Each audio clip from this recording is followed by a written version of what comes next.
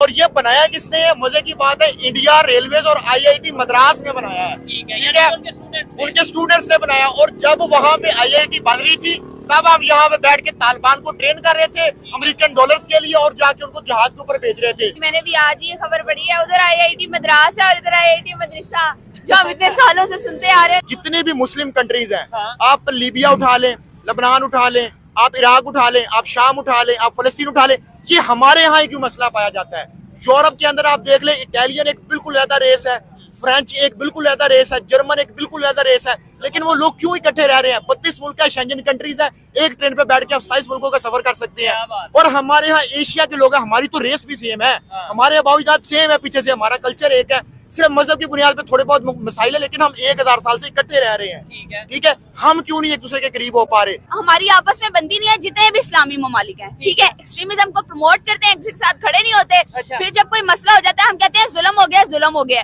हम कहते हैं फिर जब फिर हम कहते हैं कि इंडिया ने आवाज नहीं उठाई, अमेरिका ने आवाज नहीं उठाई, मुसलमानों के लिए आवाज नहीं उठाई, जबकि हम फलस्तीन का हर दूसरा बंदा कहेगा फलस्तीन पे जुल्म हो रहा है, हर दूसरा बंदा कहेगा गजा में जो हो गया हाय हाय ये गलत हो रहा है। लेकिन पाकिस्तान ने तो अभी तक कोई स्टेटमेंट तक नहीं दी उसके ऊपर। इवन मुगल बादशाह जो थे उन्होंने आके इब्राहिम लोधी की हुकूमत खत्म की और अपनी हुकूमत आके कायम कर ली। तो आप उसको ये नहीं कह सकते कि वो इस्लामी हुकूमत थी, वो एक किंगशिप थी, जो जिसको चाहता था वो हरा देता था, जो पावर में ज्यादा होता था वो कंट्रोल ले लेता था। अब मैं इनकी जो बात की है, ये रूट कॉज एनालिसिस की तरफ अगर हम जाए तो वो ये निकलता है कि जब भी किसी मुल्क में कोई इनकलाब आता है, जैसे हम कहते हैं कि बांग्लादेश में बड़ा इनकलाब आ गया, अब आपको पता है कि बांग्लादेश की जो इकोनॉमिकली हालत है वो बहुत ज्यादा डाउन हो चुकी है। उस वक्त तो जो है वो लोगों ने बड़ा जश्न मनाया कि जी वो हसीनाबाजी चलेगी, और वक्ती तौर पे इंडिया ने उसको जो है वो कबूल भी कर लिया। ठीक है, और अभी रिसेंटली सीरिया के अंदर जो हुआ है, बशर अल-असद जो सदर था उनको 10 साल से, उसको उठा के उन्होंने बाहर फेंक दिया और जाके एक मिलिटेंट ग्रुप था उसने आगे हुकूमत बना ली। ये स्टेटमेंट प्राइम मिनिस्टर मोदी ने 10 साल पहले दी थी कि हमें तो पता ही नहीं है कि पाकिस्तान को चला कौन रहा है, किससे बात करें। तो आप इधर 10 लोग देखें, 10 लोगों में से किससे पूछे कि जो हमारा वजीर आज़म है उसके पास इख्तियार आता है, वो चला रहा है पाकिस्तान। ने जो बातें की बिल्कुल ठीक की है, लेकिन इसके पीछे जिद और आना है।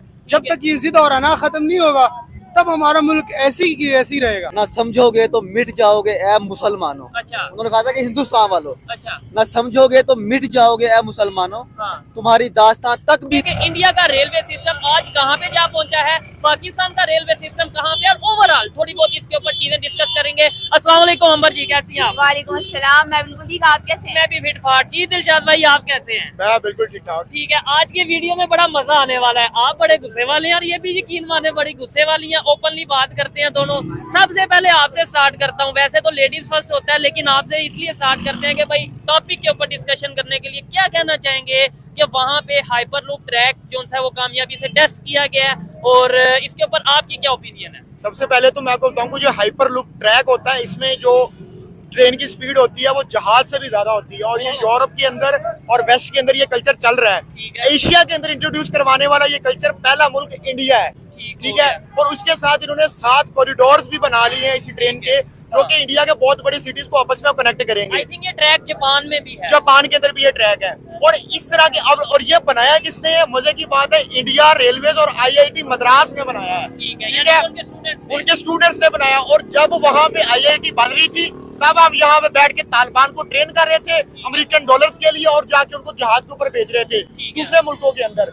अमेरिका के लिए हम काम कर रहे थे। उस वक्त वो अपनी डेवलपमेंट कर रहे थे, और हमने क्या डेवलपमेंट किया? हमने मदरसा सिस्टम के अंदर अपनी इन्वेस्टमेंट की, और हमें यहाँ तक नहीं पता होता कि हम उसके ऊपर जो इन्वेस्टमेंट कर रहे हैं वो पैसे कहाँ से आ रहे हैं, उनको फंड कौन कर रहा है। ये बड़ी हैरत वाली बात है जो आपने दिलशाद भाई बताई है। मुझे ये तो खबर मिली थी कि आईआईटी जो है उन्होंने मिलकर, लेकिन वहाँ के स्टूडेंट्स ने और इंडिया के रेलवे ने मिलकर ये सिस्टम बनाया है। जबकि अगर पाकिस्तान की अगर बात करें, अब मैं आपकी तरफ भी आता हूँ। अंबर जी आप क्या कहना चाहेंगी? इस खबर का आपको पहले पता था?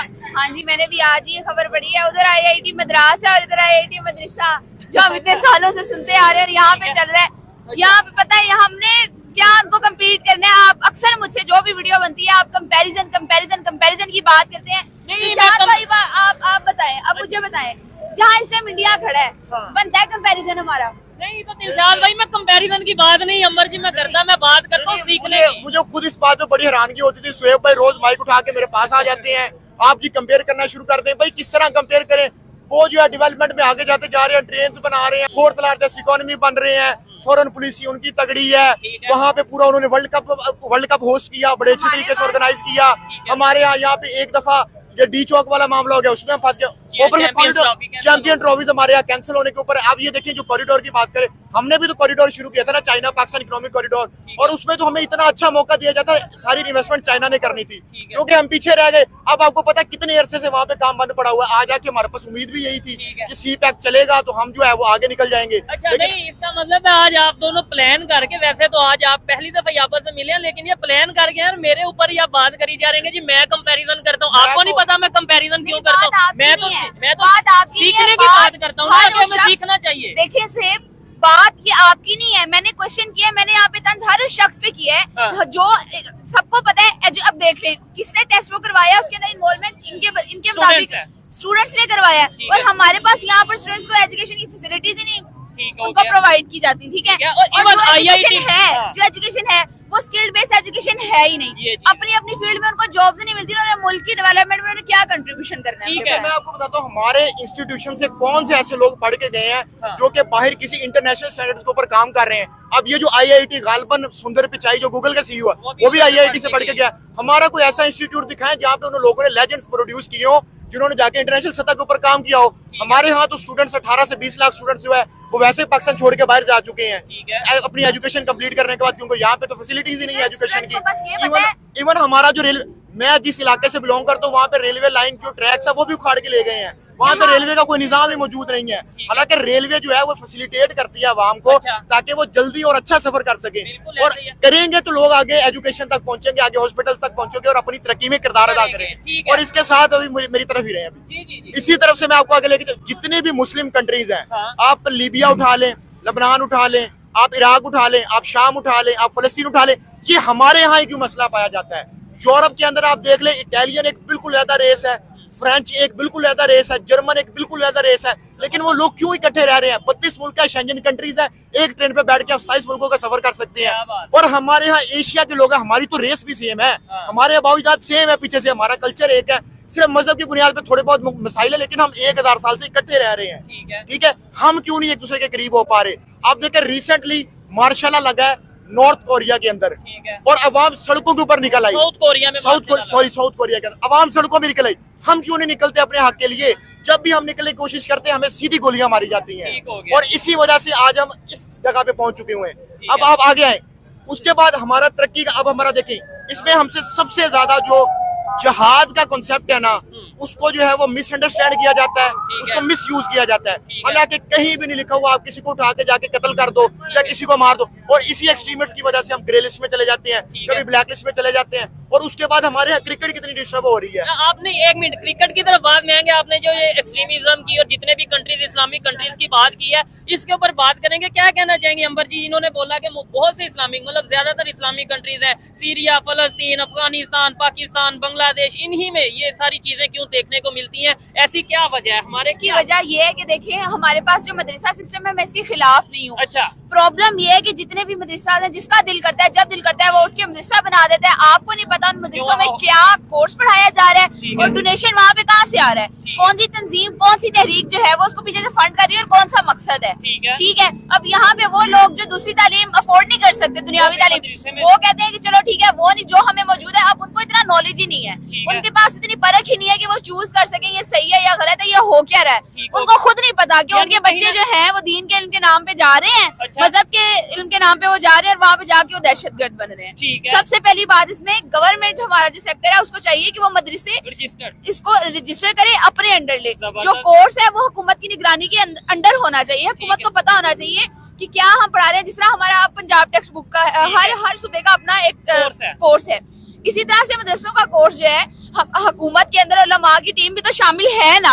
चांद निकलता है, ईद आती है, रोजे आते हैं, हमें कौन गाइड करता है? उलमा ही करते हैं ना। तो ये वाला सिलेबस उलमा खुद क्यों नहीं गाइड करते? अच्छा, इधर एक चीज ये है, ये जितने लोग खड़े हैं, क्या आपको लगता है कि हम लोग जो चीजें डिस्कस कर रहे हैं इन्हें समझ आ रही होंगी, या फिर सोच रहे होंगे कि यार ये क्या बातें कर रहे हैं, या रोड पे खड़े होंगे? देखिए, सबसे पहले तो मैं इनकी बात का रिस्पॉन्ड करूंगा। इन्होंने तो बड़ा हल्का नैरेटिव दिया है कि इसको गवर्नमेंट को चेक एंड बैलेंस रखना चाहिए। इसके ऊपर मैं इससे बड़ा स्टेटमेंट देता हूँ, चाहे मेरे ऊपर फतवा लग जाए, यूरोप के अंदर ना किसी दौर में ये बड़े मसाइल थे उनके मजहबी तौर पे, ठीक है। रिलीजियस कार्ड खेला जाता था। उन्होंने ना एक वेटिकन सिटी बनाई अच्छा, और उधर अपने सारे उलमा को उधर बिठा दिया। ठीक है। यहाँ पे भी एक ताबूत बनाना चाहिए जिसमें इनको सबको कैद करना चाहिए।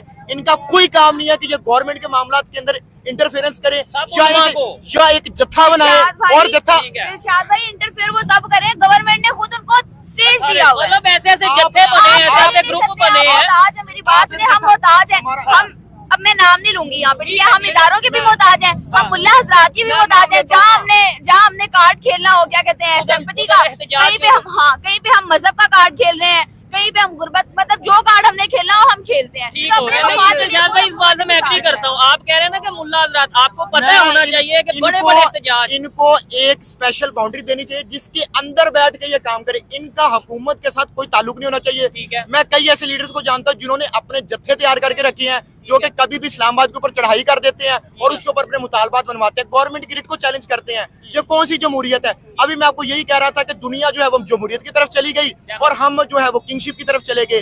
अभी कई हम सुनते हैं अफगानिस्तान में कभी जो है वो आ रहा होता है, इनकलाब आ रहा होता है। अफगानिस्तान में कौन सा इनकलाब लेके आए हैं? वहाँ पे आप जाकर लोगों की हालत देख लें, औरतों को बाहर नहीं निकलने दे रहे। ये इनकलाब लेके आए हैं आप। जब तक औरत और मर्द इकट्ठे एक दूसरे के साथ काम नहीं करेंगे, आप कैसे किसी भी मुल्क को तरक्की करवा सकते ऐसे ही है। हैं? तो अगर आपने वहाँ पे दिलशाद भाई औरतों वो काम इकट्ठे कर रहे हैं या नहीं कर रहे? अच्छा। मैं बिल्कुल एग्री करती हूँ आपके पॉइंट से, फिर भी हमसे उनकी इकोनॉमी बेहतर है। हाँ, ये एक पॉइंट है कि भाई चलो जो भी है, मैं तो खुद ये कहता हूँ कि पाकिस्तान की इकोनॉमी बेहतर होनी चाहिए। चाहे मौलाना हजरात आके पाकिस्तान का ये बड़ी कंट्रोल दूर की संभाल ले, बात है। चाहे कोई भी आके, लेकिन जो पाकिस्तान बात आप इक्वालिटी की कर रहे हैं ना, बड़ी दूर की बात है। जिस स्टेट में हम खड़े हैं यहाँ पे कितनी कुछ जेंडर इक्वालिटी है, मुझे ठीक बताएं। है। इवन पाकिस्तान कितनी का वो बड़ा freedom शहर है लाहौर, यहाँ पे आपको लगता है उस तरीके से जेंडर इक्वालिटी या उस तरीके से आपको फ्रीडम मिलती है या खवातीन को? जेंडर इक्वालिटी की ये बात बिल्कुल ठीक कर रही है। यहाँ पे तो इस तरह का लेवल है कि वो हलवा लिखा हुआ था वो कपड़ों के ऊपर, हाँ। उसके ऊपर लोग डंडे उठा के बाहर आ गए। जड़ा वाला वाकया के अंदर उन्होंने क्रिश्चियन बरादरी के साथ क्या किया है वो है। सब लोगों के सामने है। इससे पहले हमने कितने मंदिर डिमोलिश किए हैं, ठीक है। ठीक है, वो अच्छा। चीजें सबके सामने है। हम बात करते हैं पूरी दुनिया मैं एक मिनट, मुझे सवाल दोनों के लिए, दोनों से एक एक करके मैं इसका आंसर लूंगा। पूरी दुनिया के बारे में ये कंसेप्ट पाकिस्तान में बताया जाता है, दिलशाद भाई और अंबर जी, ये बताया जाता है कि भाई पाकिस्तान के खिलाफ दुनिया के सारे कंट्रीज मिल के साजिश कर रहे हैं। मुझे ये बताएं, पाकिस्तान के पास ऐसा है क्या कि हमारे खिलाफ साजिश की जा रही है? पाकिस्तान के पास है ऐसा क्या कि भाई पूरी दुनिया ये चाह रही है कि पाकिस्तान पर आपने जी कौन सी state of the art university बना दी है, कोई state of the art hospital बना दिया है, आपके पास मेगा प्रोजेक्ट है जिसके ऊपर दुनिया की नजर है, और आज आके आपको सरकारी मुलाजिम की तनख्वाही देने के लिए कर्जा उठाना पड़ता है। और आप कहते हो जी कि हमारे खिलाफ कभी इंडिया साजिश कर रहा है, कभी जी बांग्लादेश साजिश कर रहा है, कभी अमेरिका साजिश कर रहा है, कभी आप कहते हो अफगानिस्तान के अंदर कुछ साजिश हो रही है। वो मेरे भाई इस बात से बाहर निकलो, कोई साजिश नहीं कर रहा आपके खिलाफ, आप खुद ना लाइक हो, ठीक है, सीधी बात है। अच्छा, आप इसके ऊपर क्या कहना चाहेंगे? हमारे पास इस टाइम ऐसा क्या पता कुछ ऐसा हो जिसकी वजह से पूरी दुनिया के मुझे मेरी बात सुने, कर्जा लेने हम खुद जाते हैं, उन्हीं मुल्कों से जाके हम कर्जा लेते हैं, वापस आके खा पी के अवाम को भी कुछ नहीं देते, और फिर हम कहते हैं कि इन्होंने हमारे खिलाफ साजिश कर दिया। मुझे ये नहीं समझ आ रही हमारे पास ऐसा कौन सा खजाना पड़ा हुआ है जो उन्होंने लूटना है साजिश करके उन मुल्कों ने जो हमसे बेहतर हैं और कई सालों से हमसे बेहतर, और हमारा उनके साथ मतलब हम उनके सामने क्या है, ठीक है, उन मुल्कों के साथ उन्होंने हमसे पता नहीं ऐसा क्या लेना। और अगर चलो ऐसा कुछ है भी, अच्छा ऐसा कोई खजाना है, ऐसा कोई खजाना है भी, तो भाई उसको इस्तेमाल करके मुल्क का कर्जा माफ क्यों नहीं करा देते? यहाँ एजुकेशन की को इतना ज्यादा फैसिलिटेट क्यों नहीं कर देते? रोजगार क्यों नहीं दे देते? हेल्थ क्यों नहीं दे देते? लगा दो फिर हेल्थ पे, लगा दो एजुकेशन पे। कहा यह जाता है पाकिस्तान में ऐसे जखायर हैं, ऐसा खजाना है, ऐसी चीजें हैं जिसकी वजह से पूरी दुनिया की नजर पाकिस्तान पे है, तो वो हम खुद क्यों नहीं यूज कर लेते? लाइक वो खजाना हम खुद यूज करके अपना कर्जा उतार ले और दुनिया कौन सी बेटी को जहेज में देना ये खजाना? मुझे बताएं, लगा दे यार, हम पे नानियों दादियों की तरह संभाल के रखा हुआ है, हमें भी पता चले, उनको भी पता चले, सबको पता चले जिनको ये लड्डू दे रहे हैं कि जी साज। वही बात है, मैंने पिछली भी एक दो वीडियोस में आपको ये बात की थी, ब्लेम गेम वाली बात, ठीक है, क्योंकि हमने खुद सुधरना ही नहीं है, हमने काम करना ही नहीं है, हमने ऊपर उठना ही नहीं है, हमने इधर उधर इल्जाम लगा के हमने बात रफा दफा कर देनी है, हमने नहीं करना अपने घर को साफ, हमने खुद कोई एक्शन नहीं लेना, बस ठीक है। नहीं, हम ये भी तो कहते हैं ना पूरी दुनिया में मुसलमानों पे जुल्म हो रहा है, मुसलमानों पे जुल्म हो रहा है, कैसे हो रहा है? तो दूसरे लोगों पे मुसलमानों पे कैसे जुल्म हो रहा है, मुझे भी ये बताएं। अच्छा, आप ये देखें, सबसे पहली बात, जितने भी मुस्लिम कंट्रीज हैं, आप उनका एजुकेशन सिस्टम अगर आप उसको उस पर गौर करें, आप देखें, भाई हम तो हमारा तो सिलेबस ही सेम नहीं है, हमारे एजुकेशन सिस्टम में कितना फर्क है। मुस्लिम कंट्री होके एक ही मजहब है ना भाई, एक ही मजहब की तालीमात में इतना फर्क क्यों है? सऊदीया का मजहब, सऊदीया का एजुकेशन सिस्टम हो रहा है, क्यों है? पाकिस्तान का क्यों है? बांग्लादेश का क्यों है? ईरान का क्यों अलग है? मुझे बताएं ना। अच्छा। और फिर उसके बाद हर जगह बच्चों को बकायदा ग्रूम किया जा रहा है कि सही वो है जो तुम्हें पढ़ाया जा रहा है और तुमने इसका दिफा करना है और बाकी हाँ और पूरी दुनिया में इस्लाम फैलाना है। तुम्हें उसके लिए कत्ल करना पड़े, तुम्हें कत्ल गारत करना पड़े, तुम्हें बच्चों पे जुल्म करना पड़े, मासूमों पे जुल्म करना पड़े, तुम्हारा मकसद, और उसको सिखा दिया गया कि ये जहाद है। ठीक है, ठीक है, तुमने कत्ल करके इस्लाम फैलाना है, मजहब फैलाना है और ये जहाद है, ये नेक काम है, ये तुम्हें जन्नत में लेके जाएगा। ठीक है, और अगर मतलब जहां मैं तो ओपनली खड़ा होकर इन लोगों के सामने कह रहा हूँ, अगर किसी भी बेकसूर की जान ली जाए, वो किसी भी नाम पे ली जाए, गलत है और सरासर गलत है। दिलशाद भाई मुझे ये बताएं, ये जो कहा जाता है पूरी दुनिया, ये जो मैंने इनसे सवाल किया और इन्होंने आगे से ये जवाब दिया, आप इसके ऊपर क्या कहना चाहेंगे? तो जय हिंद, नमस्कार दोस्तों, welcome back to our channel. तो आज हमने देखा कि किस तरीके से असेंबली जो है पाकिस्तान की असेंबली में बताया जा रहा है कि 93,000 जो पाकिस्तानी फ़ौजी थे उनके जो पतलून उतार दी गई थी, सलवारें उतार दी गई थी, उन पर इन्होंने बहुत भड़के हैं। पाकिस्तानी जनता भी, पाकिस्तानी का रिएक्शन आपने देखा, ये बहुत ख़राब किया गया था बंगाल की वॉर में जो हुआ था। तो अगर आप भी अपना कोई राय देना चाहते तो प्लीज़ हमें वीडियो में कमेंट करके ज़रूर बताइएगा। मिलते हैं अगले वीडियो में, तब तक के लिए जय हिंद।